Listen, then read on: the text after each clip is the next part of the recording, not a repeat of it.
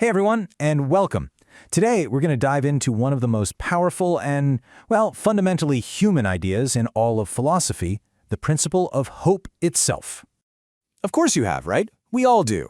That little flicker of imagination. You know, that daydream of a better job, a more just world, or just a better tomorrow. It feels so personal, so private. But what if I told you that this very act of daydreaming is actually one of the most profound forces in all of human history? And that's exactly where we're going to start. With a philosopher who looked at this universal human thing we all do, just simply daydreaming, and decided to build his entire masterpiece around it. And this is it, the principle of hope, or in its original German, das Prinzip Hoffnung, by Ernst Bloch. And look, this thing is a beast, a massive 3-volume journey into where our hopes and dreams come from and, maybe more importantly, where they're trying to take us. People knew right away this was a huge deal. The philosopher Leszek Kolakowski called it Bloch's magnum opus. I mean, that's the big one, the single work that holds all of a person's most important ideas. And if that wasn't enough, others just straight up called it monumental. This was never just another book on the shelf. It was a total landmark in how we think about the future. So, who was the guy behind this incredible idea of hope? To really get this book, you kind of have to get the man who wrote it, Ernst Bloch.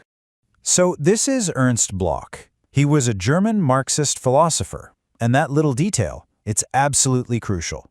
His entire belief in a better future was totally tangled up with his political and philosophical worldview. Now, the story behind this book is just wow.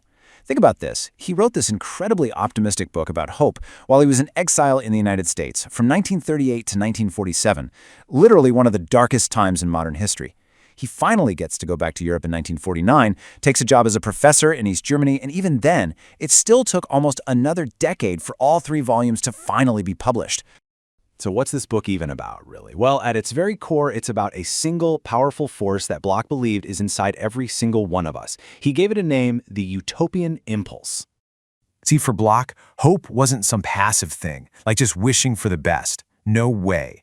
It's an active, forward-driving force. It's the engine behind our daydreams, that constant nagging human tendency to imagine something better, a more perfect life, a more perfect world. And this is the really cool part. Bloch argued that you could see the evidence of this impulse everywhere. He found traces of this utopian dream in our greatest paintings, in our novels, in our religious texts, in basically all of our culture. He saw them as these little clues, almost like blueprints for a future we haven't built yet. But here's the thing. A book that's all about hope and freedom, well, that can be seen as a pretty big threat by systems that demand everyone think the same way. And as you're about to see, this very politically charged book definitely ran into some serious trouble. So even though it was written by a famous Marxist philosopher living in East Germany, the book's publication was held up for years. Why? Well, it turns out the very nature of hope can be radical. It can be unsettling, especially to people in power.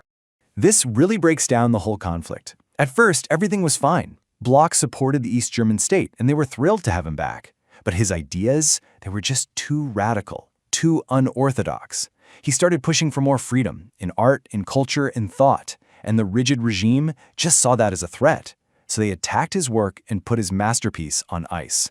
Eventually, the controversy blew over. The book got published, and its influence spread way beyond East Germany. So, what's the lasting legacy here? Why are we still talking about this book today? You know, one of its most fascinating legacies is how it became this bridge.